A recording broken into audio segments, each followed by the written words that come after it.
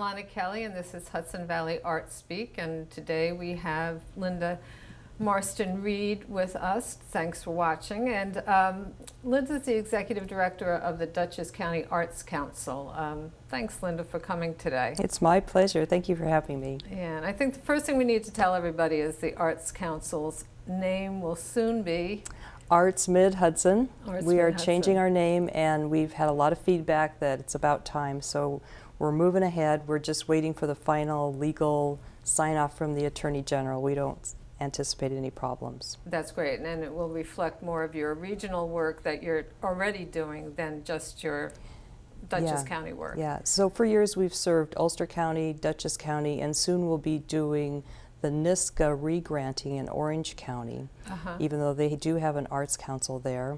So we are edging out and really serving a 3-county area. And that's the New York State Council for the Arts. Yes, NISCA is. That's art speak for New York State Council on the Arts, who provides, you know, our governor is very pro-arts, and we are very grateful for that. Yeah, yeah. So what kind of grants are available through NISCA for artists? Well, coming up, and I believe the deadline is the middle of November, but you should call our office if you're an artist or an arts organization, is we have project grants, and those are usually for smaller projects, like, you know, maybe putting on a series of musical events, or a reading, or an art exhibit, or something to do with the schools. We also have arts and education, and we're proud once again to offer the individual artist tier. So an artist from both Ulster and Dutchess will be getting $2,500. So it's, you can do a lot with that. You can do a lot with that. Yeah, and sometimes it's hard for individual artists to get funded. A lot of times it's for organizations as opposed to individual work. And that's why we're thrilled. Last year we were really very pleased to fund 2 choreographers, and they went on to do bodies of work, and then it results in a public performance. That's one of the things.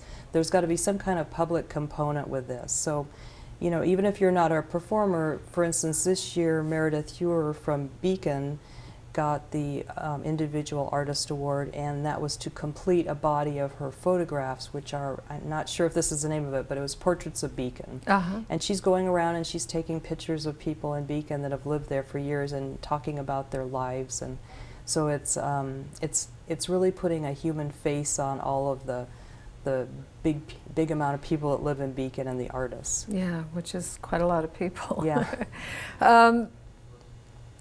So what other than, like, if I wanted to become a member of the Arts Council, and do I have to be a member to apply for grants, or are there specific programs I need to be a member for? No, you don't have to be a member to apply for grants, but we welcome people to become a member, because our members are essentially the people that continue to help us fund the work that we do out in the community.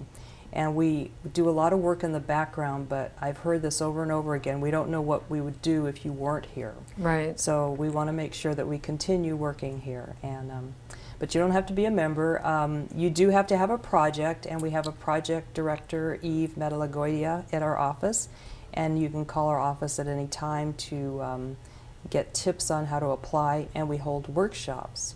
So the workshops go over step by step how to fill out the forms. So if you're an artist that has a project or an arts organization, maybe you're just starting out and you want to try this, it seems daunting, don't be afraid. Come on over, come to the workshop. It's really fun. Plus you get a chance to meet a lot of people that are doing the same thing in the region, so that's fun. Yeah.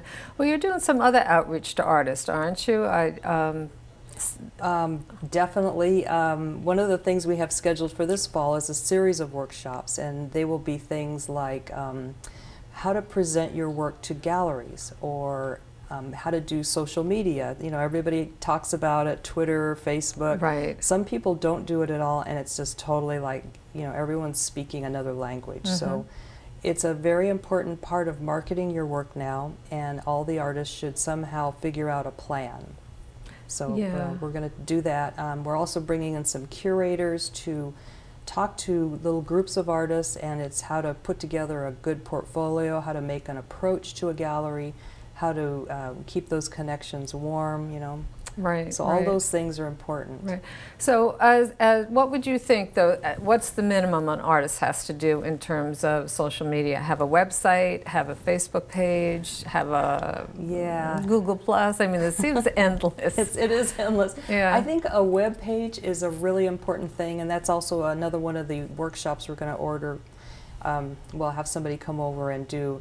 There's a web page system called Wix, which is free, and we're going to have somebody who knows how to put these together, sit there with artists, and we're going to put it together right there on the spot. It's very easy, it's very intuitive, user-friendly.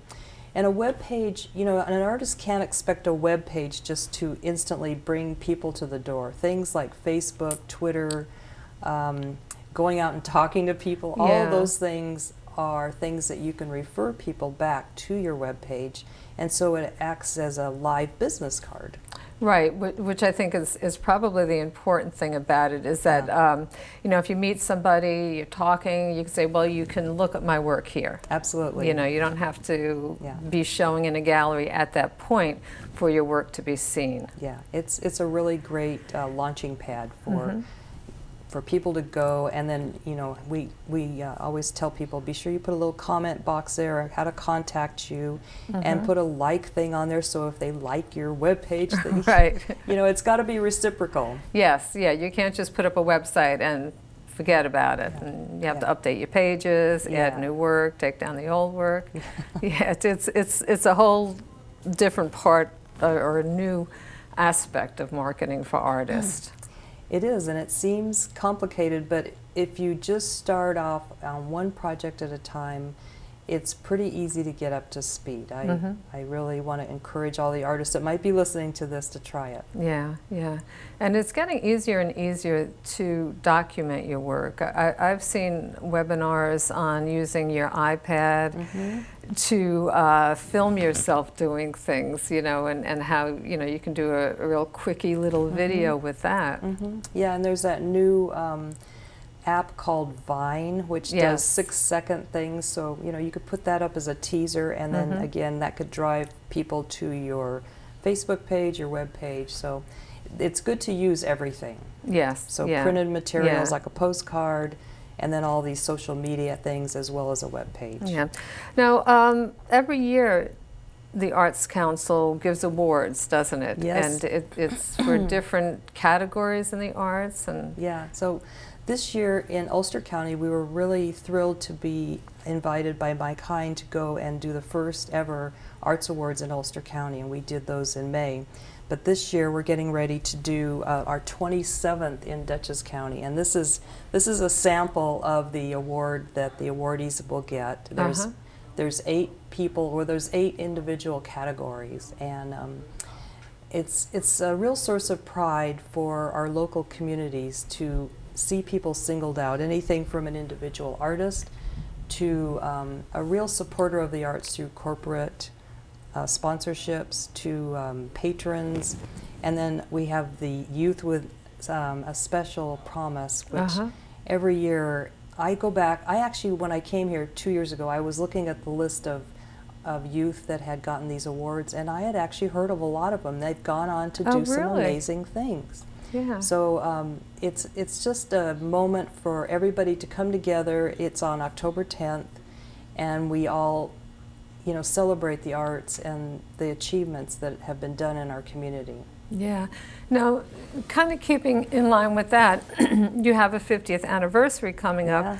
Are you going to do a retrospective? It would be so interesting to see. Oh my goodness. Something like that with, you know, the different younger artists who got awards, well, 50 years or 27 years ago. Yes. Where are they now? We have a little research team that's on this right now, and one of our interns has gone through this giant box of papers that are, you know, typewritten with carbon on the back. Oh, really? They're musty and dusty. I keep asking her, does she want a mask as she's going through these? But we've uncovered a lot of names, and we're going to pull in as many people as we can. We're going to build a timeline, and we're going to do a very special thing. We're going to almost become circuit riders. We're going to go out, to all the people that we've connected with over the years, and we're going to visit one place every week. So we're going to do 50 places for 50 weeks. Oh, that's in great. celebration. Yeah. That's great. Yeah. It's going to I be hope fun. you're going to document it online. You bet we will. Yeah, yeah. What is the folk art program that the Arts Council is involved with? I call that the crown jewel of the Arts Council's programmings. It's an amazing thing. It keeps the tradition bearers, the traditions that people who live in our communities alive through celebrating what they're doing, bringing it out into the light. It's so nice. We just last week, I think in Marlborough, they had a Tanaka Japanese paper folding ceremony, and it was attended by families with their children, and there was the Japanese society there, and they were showing people how to do this very revered cultural piece. And people left with a little bit of knowledge of a society that lives within our region, and some understanding of what they do. But coming up in September, we have the One River Many Streams, and we've been doing that for years. And we bring together a lot of people, like the Southeast Asian community. There's a lot of people in Ulster County that come and do Russian egg painting and embroidery, and there's dances, and it's just wonderful. That sounds that sounds not to be missed. It sounds like something it's a that day to needs come to be out seen. and just stay there in Beacon and enjoy that. Yeah. So it sounds like you have made a lot of changes. You're reaching out to more artists than the Arts Council has been able to do before, generating a lot more buzz around the arts.